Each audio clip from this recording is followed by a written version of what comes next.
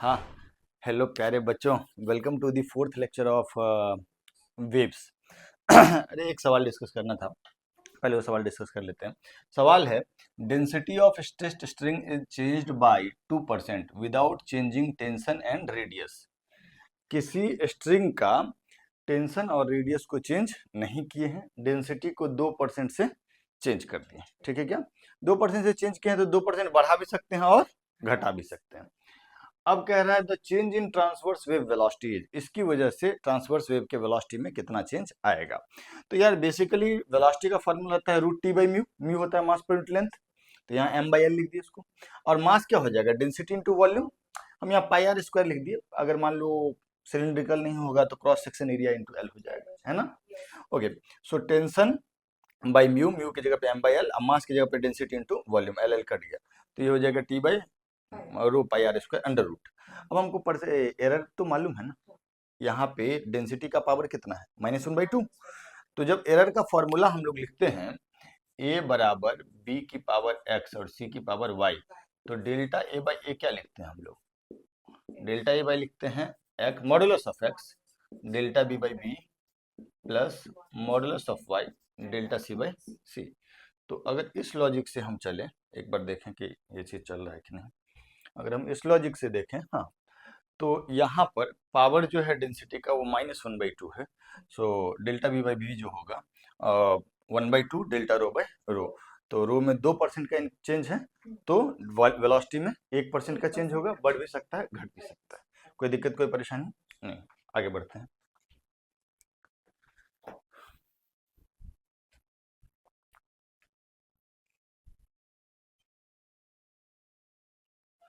चलो थोड़ा सा पढ़ाई स्टार्ट कर लेते हैं हम लोग, है ना। ओके, आज हम लोगों को पढ़ना है power, average power and intensity average intensity transferred in traveling wave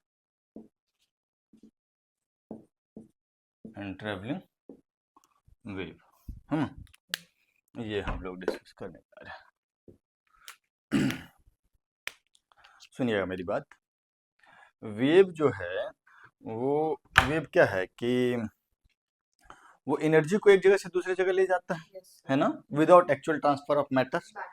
तो अभी हम लोग पढ़ने वाले हैं कि कोई वेव जो स्ट्रिंग पे चल रहा है वो 1 सेकेंड में किसी भी क्रॉस सेक्शन से कितना एनर्जी को ट्रांसफर करेगा। ठीक है, और जब 1 सेकेंड में एनर्जी ट्रांसफर को हम लोग पावर बोलते हैं। जब पावर आ जाएगा तो power by cross section area is intensity, वो इंटेंसिटी भी आ जाएगा।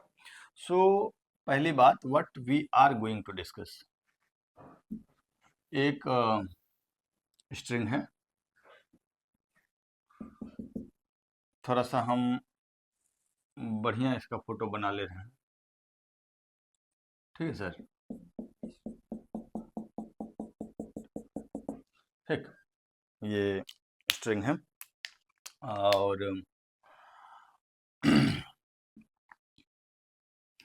एक पार्टिकल है, ये वेव जा रहा है इधर, ये वेव जा रहा है। अच्छा, इस स्ट्रिंग का ये वाला जो क्रॉस सेक्शन एरिया है इसको हम स्मॉल ए बोल रहे हैं। Cross section area that is small A.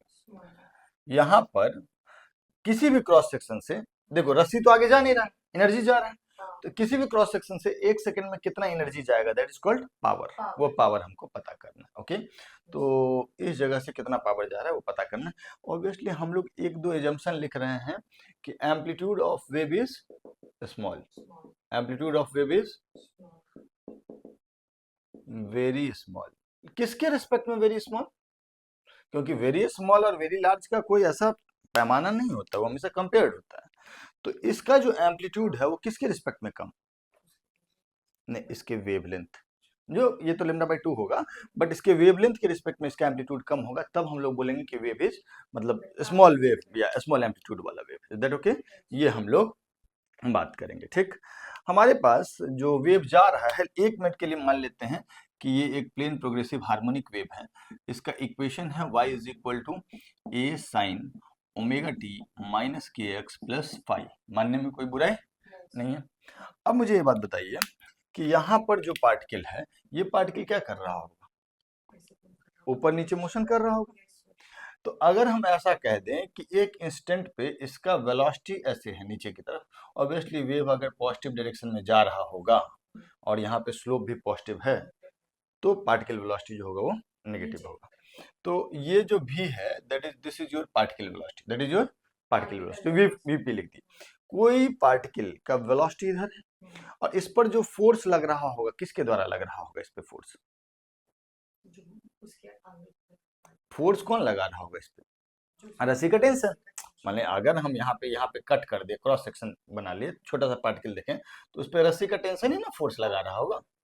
Is that okay? और टेंशन हमेशा किधर लगता है? रस्सी के टेंजेंट के अलावा। तो इधर टेंशन फोर्स लग रहा होगा और ये पार्टिकल नीचे जा रहा होगा v वेलोसिटी से।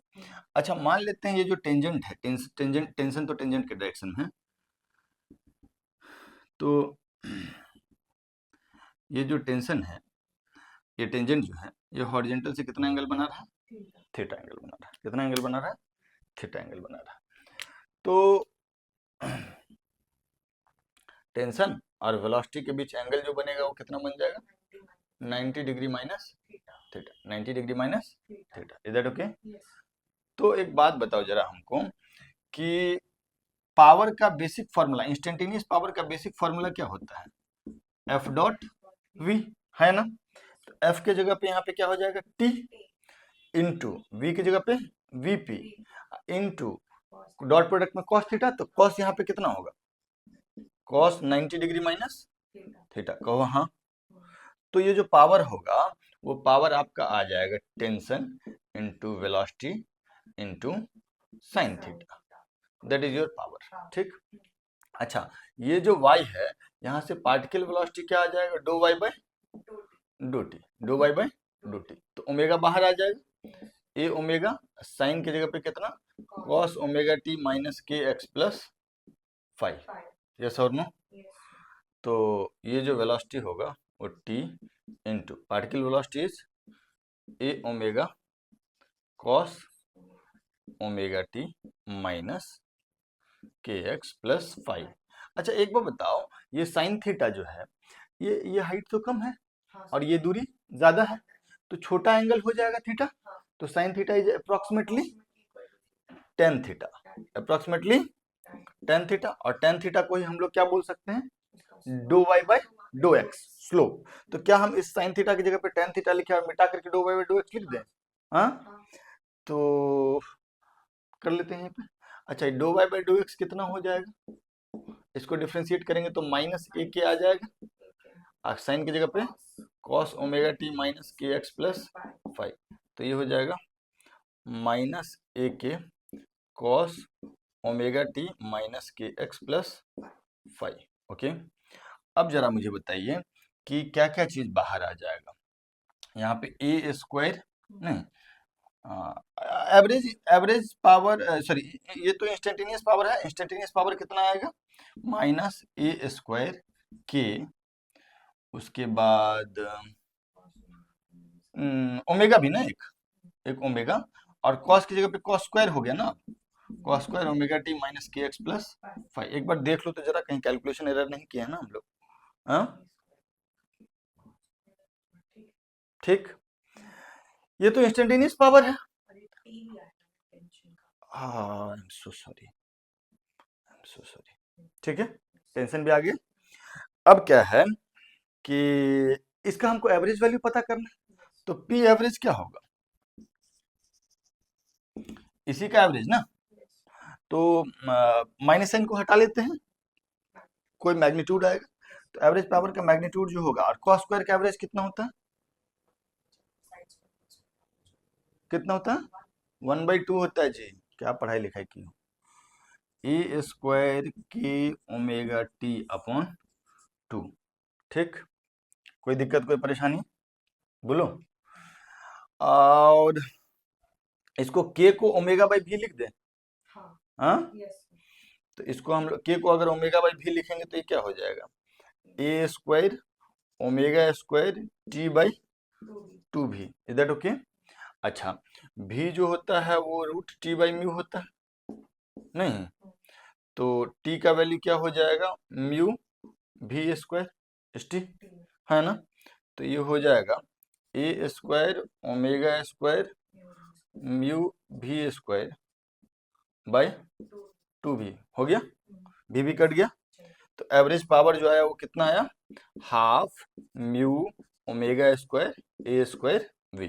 बोलो एवरेज पावर का वैल्यू बताओ। P average is equal to half mu omega square A square V. फिर से बोलो, एक बार और बोलो।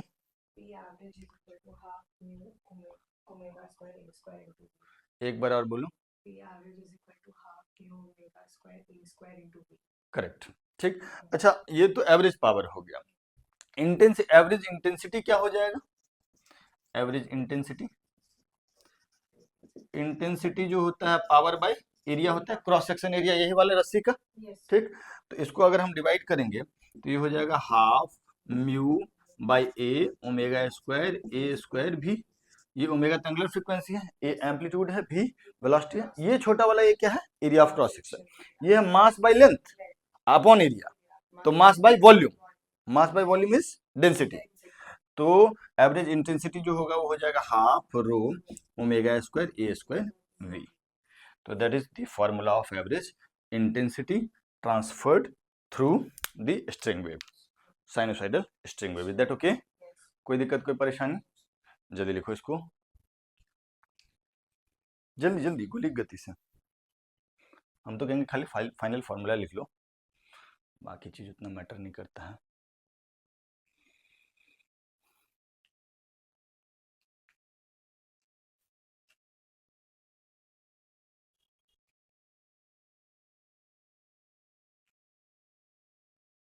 हम कुछ कुछ स्टेप खा गए हैं। साइन थीटा को टेन थीटा लिखें, टेन थीटा को d y by d x लिखें, d y by d x को सीधे एक ही लाइन में लिख दिया इसको। अरे सुनो ना, बस तुम इस फॉर्मूला लिखो, ये दोनों बस फॉर्मूला लिखो, और कोई जरूरत नहीं पड़े, कहीं पड़ेगा, कहीं जरूरत नहीं पड़ेगा। एवरेज पावर का फॉर्मूला लिखो, एवरेज इंटेंसिटी का फॉर्मूला लिखो। ये केवल याद रखना है भाई हम लोगों को, जो बहुत जरूरत पड़ेगा, कि intensity is directly proportional to amplitude का स्क्वायर। बहुत जरूरत पड़ने वाला है हम लोगों को वेव ऑप्टिक्स में भी, और यहाँ पे भी इंटरफेरेंस ऑफ वेव में। ठीक है सर, लिख लिए।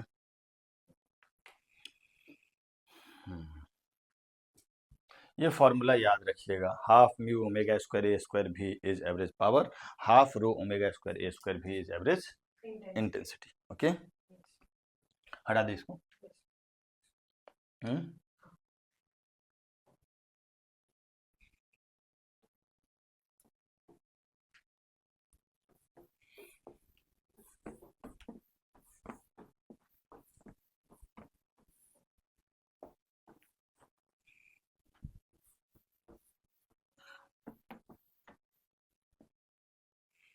चलो अब हम लोगों को थोड़ा सा देखना है मीडियम का प्रभाव, ठीक है ना। बेसिकली हम लोगों को देखना है transmission and reflection of wave. Medium बदलेगा तो क्या होगा?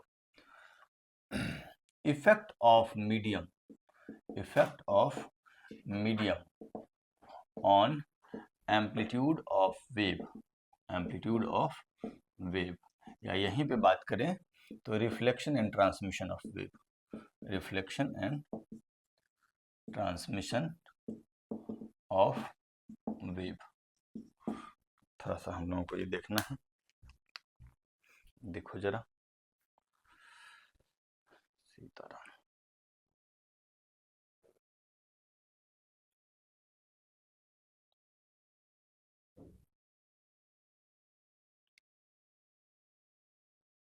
ठीक है, चलो।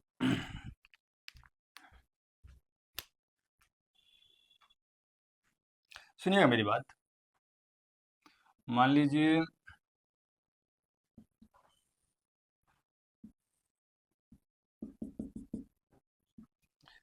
ये है मीडियम 1 और ये है मीडियम 2, दो रस्सी। तो यहाँ पर वेलोसिटी होगा वेव का v1 और यहाँ पे वेलोसिटी होगा v2। अब एक बार बताओ, यहाँ पर जो पार्टिकल होगा वो इक्विलिब्रियम में होगा, तो जो टेंशन लेफ्ट स्ट्रिंग में होगा वही राइट स्ट्रिंग में होगा। तो क्या हम बोल सकते हैं कि T1 बराबर T2? कोई दिक्कत, कोई परेशानी? ठीक है सर। अब इस v1 का वैल्यू जो होगा वो रूट T1 बराबर T2 बराबर T लिख देते हैं, वो रूट T बाई म्यू 1 होगा और v2 का वैल्यू हो जाएगा root T by mu 2। Yes और नो? तो दोनों मीडियम में किसी वेव का वेलोसिटी तो अलग अलग होगा ना? ठीक है सर। तो ये जो वेव जा रहा है इधर कितने से? v1 से। और उसके बाद जब यहाँ पर जाएगा, यहाँ इसको बाउंड्री मिलेगा, बाउंड्री मिलने के बाद इंटरेक्शन जब बाउंड्री से होगा तो उसके बाद वेव का क्या होगा? कुछ हिस्सा ट्रांसमिट करेगा, कुछ हिस्सा और कुछ रिफ्लेक्ट भी करेगा। रिफ्लेक्ट करने का एक तरीका है कि जी ऊपर से जा रहा है ऊपर से ही वापस आए, या ऊपर से जा रहा है नीचे से भी वापस पलट जाए, ये भी हो सकता है। ट्रांसमिट करने का भी एक तरीका है कि ऊपर से जा रहा है ऊपर से ही ट्रांसमिट करे या नीचे से भी ट्रांसमिट करे। तो इसको, इसका निर्धारण, इसको हम लोग बोलते हैं inversion of wave. Wave boundary पे जाने के बाद पलटेगा कि नहीं पलटेगा, जी पलटने का मतलब होता है phase difference of pi. Phase difference of का है, जैसे एक वेव हम लोग लिखते हैं y बराबर a sine omega T minus के एक्स, ठीक है। और दूसरा लिख लेते हैं y बराबर a sine omega T minus के एक्स प्लस पाई, है ना। तो ओमेगा टी माइनस के एक्स प्लस पाई क्या हो जाएगा? Minus of sine theta. तो ये minus of a sine omega T minus के एक्स हो जाएगा। तो यहां से यहां पलट गया ना, पलट गया ना, तो पाई का फेज डिफरेंस होता है तो वेव इन्वर्जन हो जाता है। Is that okay? खैर, अब क्या होगा उसके बारे में हम लोग चर्चा करेंगे। यहाँ पर जो वेव है इसके एम्पलीट्यूड को हम लोग बोल लेते हैं ए आई, और यहाँ पर जो वेव है इसके एम्पलीट्यूड को हम लोग बोल लेते हैं A T. What is a I? What is a I? Amplitude of incident wave, amplitude of incident wave. और ए टी जो होगा वो हो जाएगा amplitude of transmitted wave, transmitted wave. अच्छा, यहाँ पर जाकर के कुछ हिस्सा रिफ्लेक्ट भी करेगा, हमको मालूम है कि रिफ्लेक्ट करने के बाद यहाँ इन्वर्ट हो जाएगा, क्योंकि इस साइड मीडियम जो है, इस मीडियम में वेलोसिटी थोड़ा कम होगा। जिस मीडियम में वेलोसिटी कम उसको हम लोग डेंसर मीडियम बोलते हैं। हमको मालूम है, हम लिख दे रहे हैं, थोड़ा देर में हम प्रूव भी कर देंगे। तो इसका जो एम्पलीट्यूड होगा इसको हम लोग बोलेंगे ए आर। ए आर ये क्या है? A R. A R is amplitude of reflected wave. A R is amplitude of reflected wave. Okay. हाँ, तो मैं क्या कह रहा था कि अब कोई वेव इधर से जा रहा है ए आई, और इस साइड में कुछ जाएगा और कुछ रिफ्लेक्ट करेगा। तो जो रिफ्लेक्टेड वेव है उसका एम्पलीट्यूड होता है v2 minus v1 upon v2 plus v1 into a i, ठीक है। और जो ट्रांसमिटेड वेव होता है उसका एम्पलीट्यूड होता है 2v2 upon v2 plus v1 into a i, ठीक है। ये दोनों फॉर्मूला एनर्जी कंजर्वेशन से आ जाता है। जो एनर्जी आ रहा होगा यहाँ से 1 सेकंड में, उसी का कुछ हिस्सा इधर जाएगा और कुछ इधर आएगा, तो वहां से आ जाता है। उस पर अभी हम चर्चा डिटेल नहीं कर रहे हैं। Is that okay? अब थोड़ा यहाँ पर ध्यान से देखना, 1 मिनट के लिए पेन रोक दो। अब थोड़ा ध्यान से देखना, दूसरा मीडियम डेंसर है। दूसरा मीडियम डेंसर क्यों है? डेंसर मीडियम का क्या मतलब होता है? मोटा रस्सी? नहीं। वेव के केस में मीडियम का डेंसर होना मतलब उसमें वेव का वेलोसिटी कम होना। जिस मीडियम में वेव का वेलोसिटी कम होगा वो मीडियम डेंसर होगा, जिस मीडियम में वेव का वेलोसिटी ज्यादा होगा वो मीडियम रेयरर होगा। अब चूंकि वेलोसिटी का फॉर्मूला होता है रूट टी बाई म्यू, अगर मैं ऐसा कह दूं कि ये थिक है वायर, तो इसका मास पर यूनिट लेंथ जो होगा वो इससे ज्यादा होगा, गिवन दैट कि दोनों सेम मटेरियल का बना हुआ। ठीक है। अगर मटेरियल का भी बना होगा तो हम बस यहाँ दे दिए कि लेट से μ2 इज ग्रेटर देन μ1, तो ये वाले में वेव वेलोसिटी जो होगा वो कम हो जाएगा। जिसमें वेव वेलोसिटी कम होगा वो डेंसर मीडियम होगा। तो अभी वेव जो है रेयर से डेंसर में जा रहा है, और यहाँ पर जो रिफ्लेक्शन हो रहा है वो डेंसर मीडियम से रिफ्लेक्शन हो रहा है। तो अगर मैं आपसे ऐसा कहूं कि डेंसर मीडियम है इस साइड में, तो V2 कम होगा और V1 ज्यादा होगा। तो V2 कम और V1 ज्यादा, तो न्यूमरेटर इज नेगेटिव, डिनोमिनेटर तो ऑलवेज पॉजिटिव। तो ओवरऑल ये चीज क्या हो जाएगा, नेगेटिव। तो अगर हम आपसे ऐसा कहें कि reflection from denser medium, reflection from denser medium, तो अगर डेंसर मीडियम से रिफ्लेक्शन होगा तो AR क्या आएगा, नेगेटिव आएगा। AR नेगेटिव आएगा मतलब वेव पलट जाएगा। तो reflection from denser medium, then inversion takes place. और इसको मैथमेटिकल लैंग्वेज में क्या बोलेंगे, फेज डिफरेंस ऑफ या phase shift of pi takes place या अकर्स। ओके, अगर डेंसर मीडियम से रिफ्लेक्ट होगा तो पाई का फेज शिफ्ट हो जाएगा, मतलब रिफ्लेक्टेड वेव जो आएगा वो इन्वर्टेड आएगा। रिफ्लेक्टेड वेव जो आएगा वो इन्वर्टेड आएगा। Is that okay? ठीक है, तो हम लोग तो ये बात कर लिए कि रिफ्लेक्टेड वेव जो होगा, अगर डेंसर मीडियम से आया है रिफ्लेक्शन तो पाई का फेज शिफ्ट हो जाएगा, मतलब वेव इन्वर्ट हो जाएगा।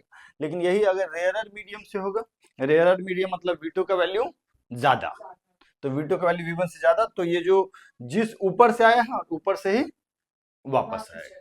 Is that okay? वो इन्वर्जन नहीं होगा। क्लियर है ये बात? कहीं लिख लो ना, लिख लेना। ट्रांसमिशन तो चूंकि यहाँ पे कोई नेगेटिव साइन है नहीं, तो ट्रांसमिशन तो जैसे आया है वैसे ही ऊपर जाएगा, मतलब ऊपर से आया तो ऊपर से ही जाएगा, नीचे से आया तो नीचे से ही जाएगा। कोई दिक्कत, कोई परेशानी? पक्का? अब थोड़ा सा हम एम्पलीट्यूड के बारे में बोल दिए, ट्रांसमिशन और रिफ्लेक्शन से एम्पलीट्यूड पे जो प्रभाव पड़ा वो हम लोग बात कर लिए। अब थोड़ा सा कुछ और बात करेंगे। इसको हटा लें थोड़ा।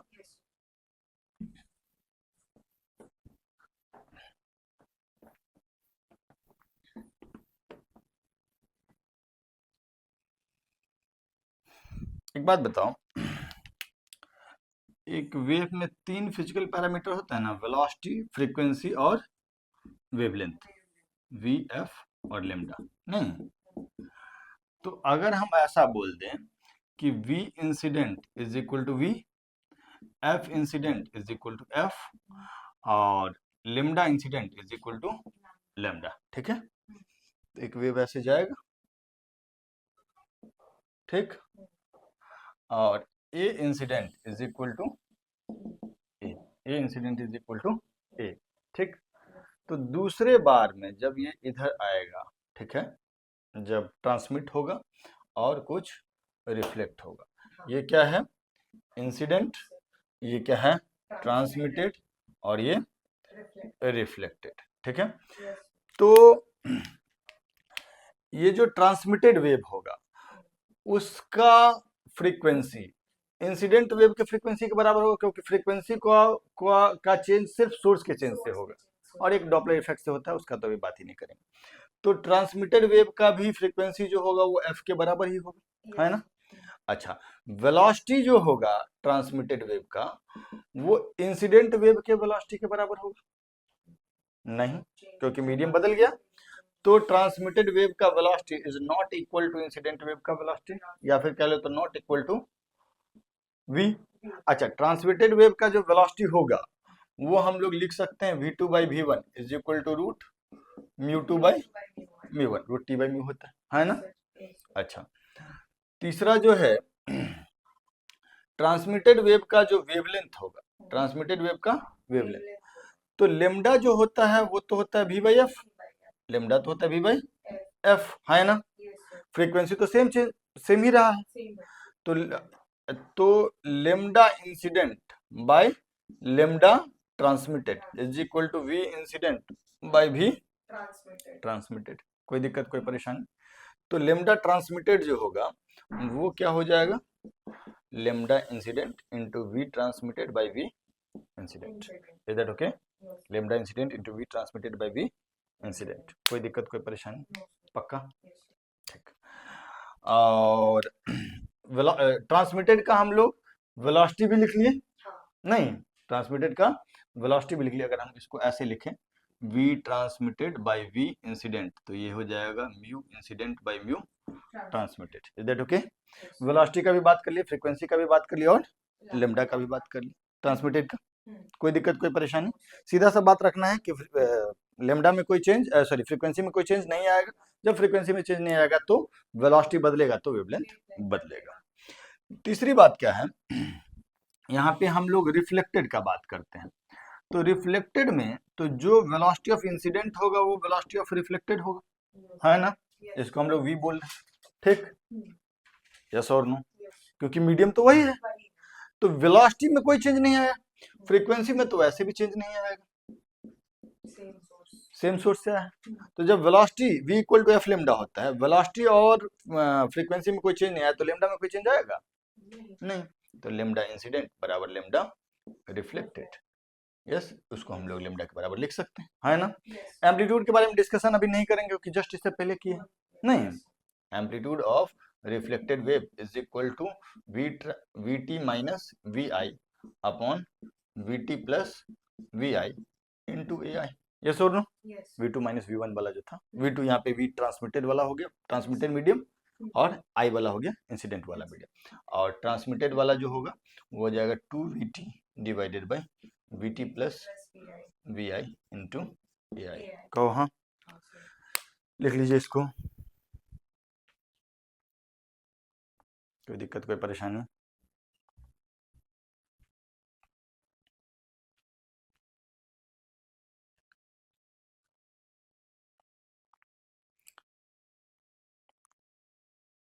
रिफ्लेक्शन का हो गया।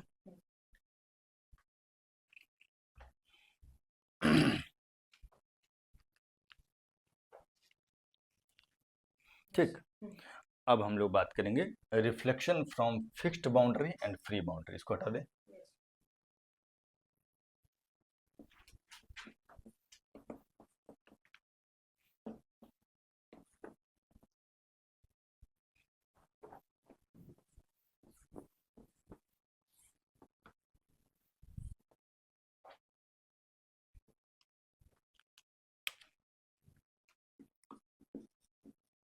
रिफ्लेक्शन फ्रॉम फिक्स्ड बाउंड्री और फ्री बाउंड्री। फिक्स्ड बाउंड्री और फ्री बाउंड्री से वेव का जब रिफ्लेक्शन होगा तो क्या होगा, हम उसका चर्चा कर रहे हैं। ठीक है, सुनिएगा मेरी बात।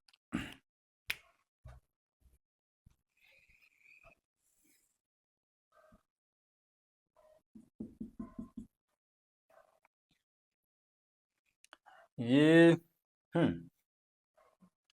ये दूसरा मीडियम, ठीक है? दूसरा मीडियम क्या है, इतना हेवी है कि उसको तुम उठा ही नहीं सकते। मतलब इस साइड का मीडियम को तुम क्या मान सकते हो, एक ऐसा मीडियम जिसका मास डेंसिटी इंफिनिटी, जिसका मास डेंसिटी। तो यार ये v1 है और इस साइड में जो v2 है वो टेंड्स टू कितना हो जाएगा, 0। क्यों? क्योंकि v जो होता है वो रूट टी बाई म्यू, इस साइड का म्यू जो है वो टेंड्स टू इंफिनिटी है, तो वेलोसिटी जो हो जाए टेंड्स टू 0 हो जाएगा। तो अगर कोई वेव इधर से जा रहा है of amplitude A I, of amplitude, तो टकराने के बाद ये इसका एम्पलीट्यूड क्या होगा, अभी फोटो नहीं बनाते हैं। ए आर जो होगा वो क्या हो जाएगा, v2 minus v1 divided by v2 plus v1 into a i. अब यार v2 का वैल्यू टेंस टू 0 है, तो ये सब हट गया, minus of v1 by v1, तो -1 हो गया, तो ये कितना हो जाएगा, माइनस ए। तो दैट मीन्स ये as it is after reflection, ये एज इट इज पलट जाएगा, एम्पलीट्यूड केवल मैग्नीट्यूड में सेम रहेगा, ये पलट जाएगा। ठीक है, क्या निगेटिव आएगा नहीं, ये v2 टेंस टू 0 होने की वजह से। कोई दिक्कत? पहले इसको लिख लो।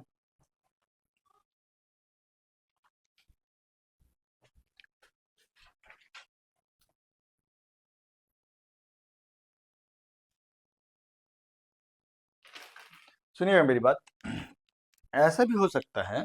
तो ये रिफ्लेक्शन फ्रॉम फिक्स्ड बाउंड्री तो हो गया। पहला हम लोग क्या बोले, reflection from fixed boundary, fixed boundary, okay. दूसरा हम लोग कह सकते हैं reflection from free boundary, reflection from free boundary.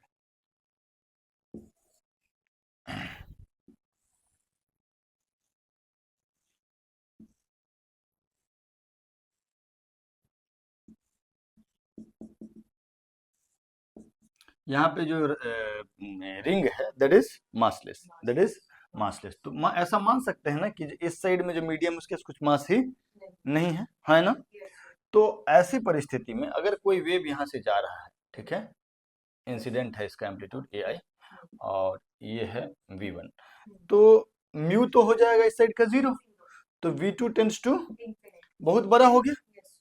अब जरा हमको अगर टकराने के बाद रिफ्लेक्टेड वेव पता करना है, AR पता करना है ना, तो AR का वैल्यू क्या हो जाएगा, V2 minus V1 upon V2 plus V1 into AI। V2 को कॉमन लेकर के काट देते हैं, तो ये हो जाएगा 1 minus V1 by V2 upon 1 plus V1 by V2 into AI, है ना।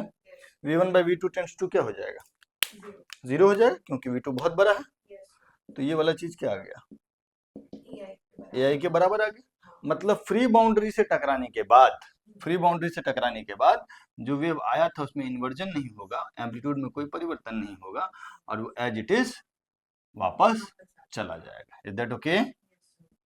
कोई दिक्कत, कोई परेशानी? पक्का? इसको लिख लो।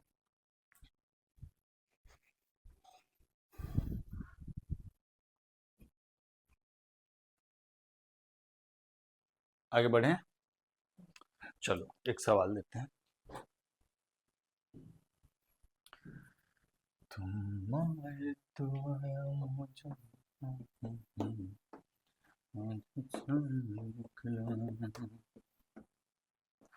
देखो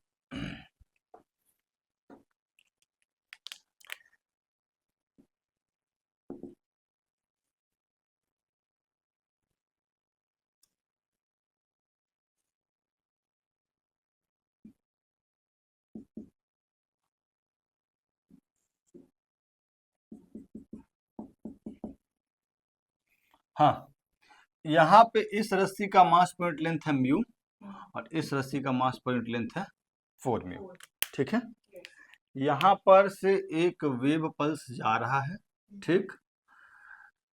इसका जो इक्वेशन है वो है y is equal to a sine omega T minus के x, y is equal to a sine omega T minus के एक्स, ओके। ये वेव जा रहा है, ये कौन सा है, इंसिडेंट वेव है। Write equation of reflected wave and transmitted wave, write equation of reflected wave and transmitted wave.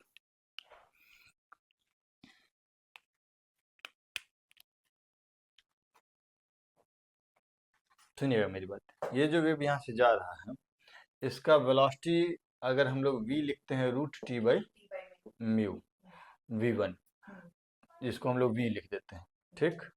एक बार देख लो,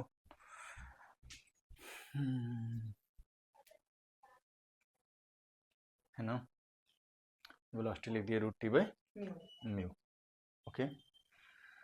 तो जो ट्रांसमिटेड वेव होगा ये दूसरे साइड में V1, दूसरे साइड का जो V2 होगा वो रूट टी बाई 4 म्यू हो जाएगा, तो ये V बाई 2 हो जाएगा, है ना। अब जरा हमको बताओ कि ये जो ट्रांसमिटेड होगा, एक बात, एक रिफ्लेक्टेड जो होगा वो क्या हो जाएगा, V2 minus V1 upon V2 plus V1 into a incident, है ना। तो that is v by two minus v upon v by two plus v into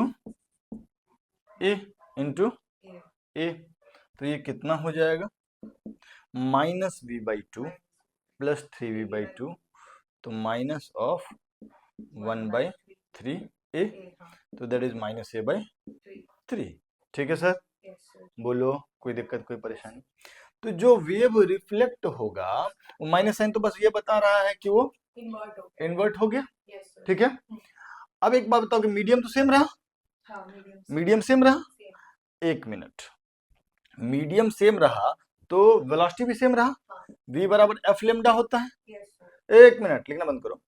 medium same रहा, वेलोसिटी सेम, फ्रीक्वेंसी भी सेम सोर्स से है, तो lambda भी। तो that means lambda of reflected is equal to lambda of incident, और के जो होता है 2 पाई बाई लेमडा, के होता है 2 पाई बाई लेमडा, है ना? तो भाई लेमडा नहीं बदला तो के भी रिफ्लेक्टेड वेव का बदलेगा नहीं। Is that okay? तो जब हम रिफ्लेक्टेड वेव का इक्वेशन लिखेंगे y रिफ्लेक्टेड, तो पहली बात तो एम्पलीट्यूड की जगह पे हम लोग कितना रखेंगे, माइनस a बाई 3, पाई का फेज शिफ्ट कर दिए हम इसमें। साइन, क्या फ्रीक्वेंसी बदला? फ्रीक्वेंसी नहीं बदला, तो omega is 2 pi F, omega is, तो ओमेगा भी नहीं बदलेगा, साइन ओमेगा टी हो गया। अच्छा, के बदला क्या? के होता है 2 pi by lambda, v equal to F lambda, frequency नहीं बदला, v नहीं बदला तो लेमडा भी, लेमडा नहीं बदला तो के भी, तो ये चीज कितना हो जाएगा, के एक्स। और वेव पहले जा रहा था पॉजिटिव डायरेक्शन में, अब आ रहा है नेगेटिव डायरेक्शन। तो पॉजिटिव डायरेक्शन में जा रहा था तो कोफिशिएंट ऑफ टी या कोफिशिएंट ऑफ एक्स अलग अलग था, अलग अलग साइन का, पॉजिटिव नेगेटिव।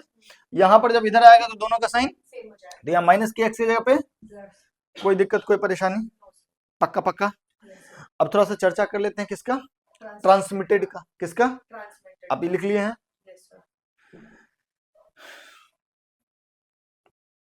ये रिफ्लेक्टेड हो गया, ये क्या हो गया, रिफ्लेक्टेड।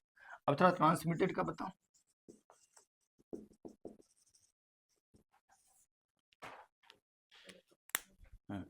जल्दी लिखो।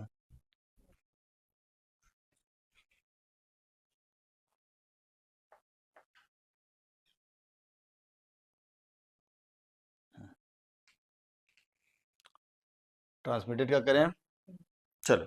तो ट्रांसमिटेड का एटी जो होगा, वो एटी कितना होगा, 2v2 by v2 plus v1 into a i, yes और नो?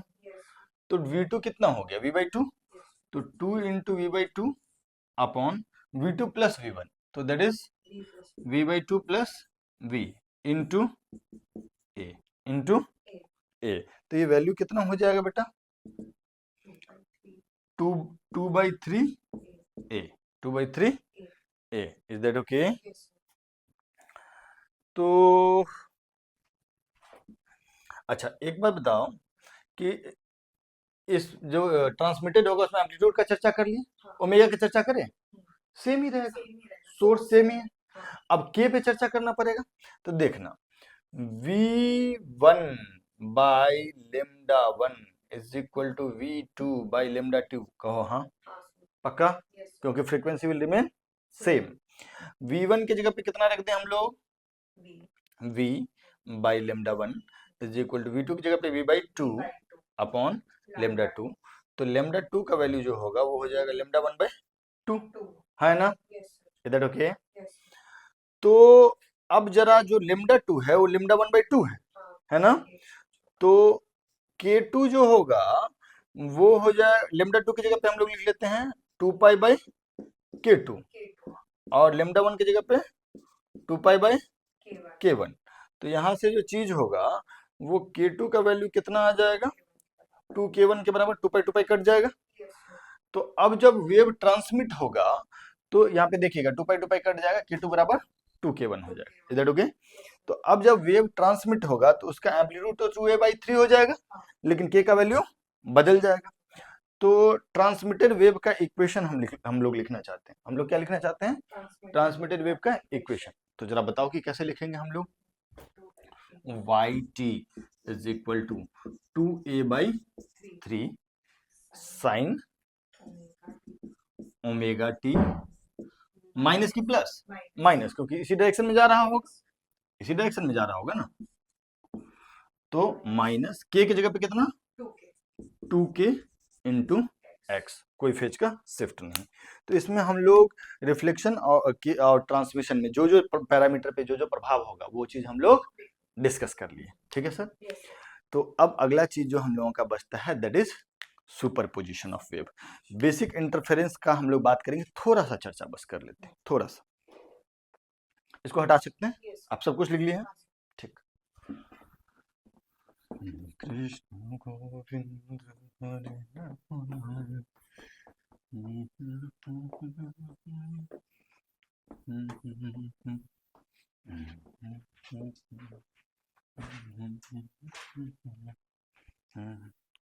सुनिएगा मेरी बात। Superposition of wave, superposition of, यार सुपरपोजिशन ऑफ वेव जो है वो कोई नया चीज नहीं है, एक वेव के ऊपर दूसरा वेव को रखना है, एक वेव के ऊपर दूसरा वेव को, जैसे कि एक मान लो वेव पल्स ऐसा है, रेक्टेंगुलर वेव पल्स, ठीक, और ये भी एक वेव पल्स है, ओके, मेरा बात को समझना।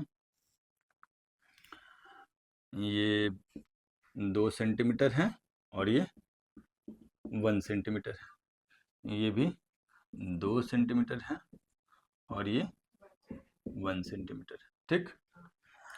अब ये वेव पल्स जो है इधर की तरफ जा रहा है और ये वेव पल्स इधर की तरफ आ रहा है। थोड़ी देर बाद क्या होगा पता है, जैसे मान लेते हैं कि वेलोसिटी है 1 मीटर पर सेकेंड, ठीक है, और इसका भी वेलोसिटी है 1 मीटर पर सेकेंड, ठीक। तो ये जो पॉइंट P है और ये जो पॉइंट Q है, P और Q माने इस वेव का जो फ्रंट एंड है और इस वेव का बैक एंड दोनों एक दूसरे के पास आएगा। ये दूरी हम थोड़ा देर के लिए मान लेते हैं, ये तो 2 सेंटीमीटर, ये 2 सेंटीमीटर है, अब बीच में इसको 4 सेंटीमीटर मान लेते हैं, इसको 4 सेंटीमीटर। तो एक बात बताओ, हमको ऐसा लगेगा ना कि इसको अगर हम रोक दें तो ये वेव पल्स कितने से जाएगा, 2 मीटर पर सेकंड से, है ना, नहीं, ओके। तो ये वाले एंड को यहां तक पहुंचने में कितना मीटर चलना, कितना सेंटीमीटर चलना पड़ेगा, 6 सेंटीमीटर चलना पड़ेगा, है ना। तो 6 सेंटीमीटर चलने में इसको 3 सेकंड लगेगा। तो आफ्टर 3 सेकंड Q वाला एग्जैक्टली P पे पहुंच जाएगा और R वाला जो होगा वो एग्जैक्टली S पे होगा। ये ऐसा नहीं है कि ये चल के यहाँ आएगा, ये भी थोड़ा आगे आएगा, ये भी थोड़ा आगे आएगा, और उस समय पे आफ्टर कितना second, 3 second, after 3 second, after 3 second क्या होगा कि एक वेव पल्स ऐसे है ना, और दूसरा वेव पल्स ऐसे है ना, बोलो, ये दोनों जुड़ेगा, ये दोनों जुड़ेगा, तो दोनों जुड़ेगा तो जुड़ करके क्या होगा, कैंसिल आउट हो जाएगा। तो मैं ये कह रहा हूं कि after some time shape of the string will be something like this, after some time shape of the string will be something like this, after how much time, after 3 second. 3 second के बाद, 3 second के बाद हो सकता है 6 second बाद या 5 second बाद क्या होगा कि ये दोनों वेव एक दूसरे को क्रॉस कर जाएगा और वापस से शेप जो होगा वो अपना रिगेन कर लेगा, मेरा बात समझे।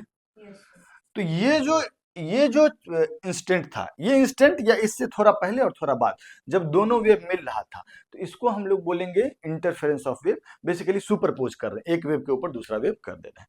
तो हम आपको बस ये सिखाना चाह रहे हैं सर कि अगर ऐसा हो, दोनों आइडेंटिकल है, केवल इन्वर्टेड है, ठीक है, ये इधर से जा रहा है और ये इधर से जा रहा है, तो थोड़ी देर के बाद इस वेव का शेप, स्ट्रिंग का शेप ऐसा हो जाएगा जब एक दूसरे को कंप्लीटली ओवरलैप करेगा, दोनों आइडेंटिकल है तो कंप्लीटली ओवरलैप कर लेगा, और फिर उसके थोड़ी देर बाद ये वापस से back to normal, back to normal माने ये इधर जाता रहेगा और ये इधर जाता रहेगा। इसको हम लोग बोलते हैं सुपरपोजिशन ऑफ वेव, दो वेव के मिलने की प्रक्रिया को हम लोग बोलते हैं सुपरपोजिशन ऑफ वेव।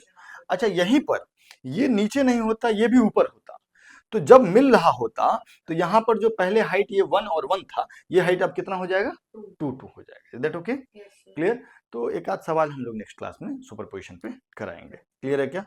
चलिए तो फिर मिलते हैं, आज का क्लास यहाँ खत्म करते हैं। अगले क्लास में हम लोग सुपरपोजिशन ऑफ वेव का 1-2 सवाल करेंगे और उसके बाद आएंगे हम लोग इंटरफेरेंस ऑफ वेव पे, जो कि बहुत जरूरी चीज है। चलिए बाय बाय।